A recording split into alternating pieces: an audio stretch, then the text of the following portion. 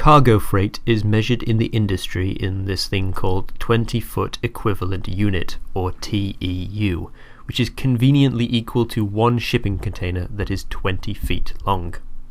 Being able to carry only one container, a standard 18-wheeler has 1 TEU.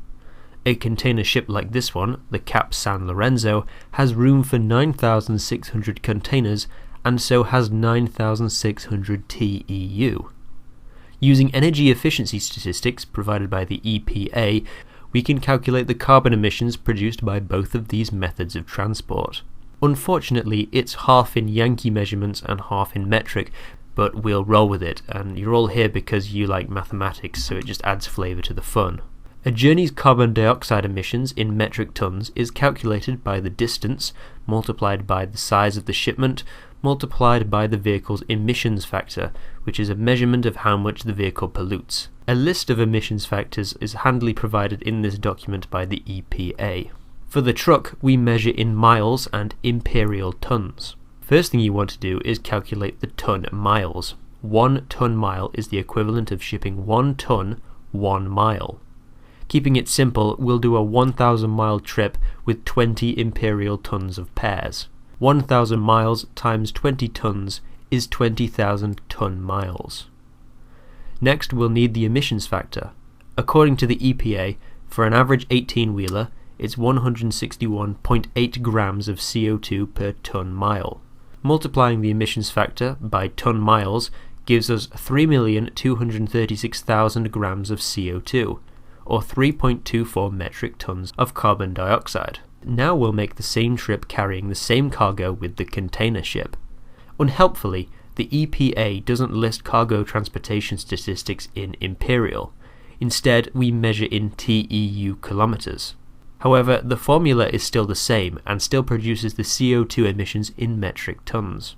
Our payload of 20 imperial tons would be about 75% of one container unit's maximum weight, and because you can't ship 75% of a container, we'll just round it up to 1 TEU. To find out the metric ton CO2 output of a cargo ship, we use TEU kilometers, shipping 1 TEU 1 kilometer. But it's the same as the ton mile in principle. To find the TEU kilometer, we multiply the cargo of 1 TEU by the number of kilometers we are travelling. Our journey is 1,000 miles, so we'll convert that into kilometers, making 1,610 kilometers. And multiplying that by 1 is just the same 1,610. The emissions factor of our pear example, Asia to North America, is 59.1. Multiplying this by the TEU kilometers gives us 95,151.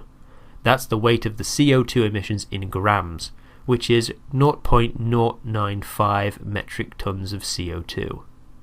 As you can see, shipping 1 TEU produces much less CO2 than hauling it via truck, and that's just one container. If we use the ship from earlier at its full capacity of 9,600 TEU, it spews out 913 metric tons of carbon. The same journey with 9,600 trucks gives us, are you ready for this, 31,065,600 tons of CO2. Same cargo, same distance, wildly different impacts for the environment.